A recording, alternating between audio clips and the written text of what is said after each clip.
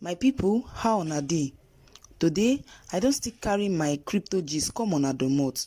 We go dey continue part 2 of our topic wey be wetin you need to know about cryptocurrency mining. I don already explain wetin cryptocurrency mining be, but today I wan focus on how you fit start to dey mine cryptocurrency. Na the baba of cryptocurrency, Bitcoin, we go use as our example today. No forget say other cryptocurrencies still dey o. Before we continue, I need to yarn una say I no be financial adviser o. Before you invest into anything, do your own research with your own eye and your own leg by your own self. This video na just to give una information. Back to the matter. As crypto mining equipment cost well, person fit no get money to buy im own mining machine. So you fit do wetin dem dey call cloud mining. Cloud mining na when you rent machines when dem dey use mine, or wetin dem dey call hash rate or hashing power. Wetin e mean be say the power when the computer dey use solve all that hard maths when we talk about for part 1. If you decide to use cloud mining, no need to go through the stress of buying your own machine.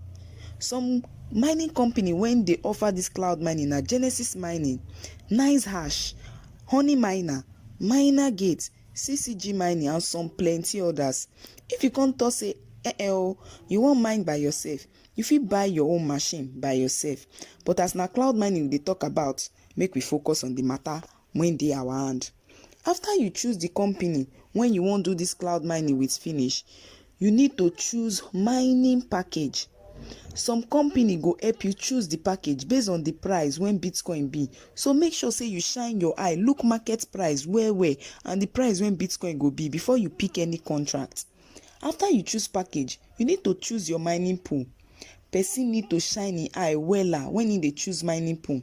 Mining pool na group of miners when dey share their processing power and dem go still share the reward when they go get equally among themselves. Make sure say na confirm mining pool you choose o, no be wuru mining pool. The next thing wey you need to do na to choose wallet.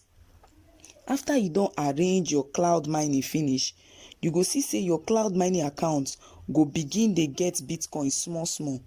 You go need to transfer the Bitcoin when they enter that your account go better confirm wallet. Na here we go stop today. Talk plenty on top this mining matter. You go still watch out for part 3. No forget to do your own research before you invest into cryptocurrency. Abeg, no stingy. Share, like and subscribe to my video. I still remain on a crypto babe. You go be my people.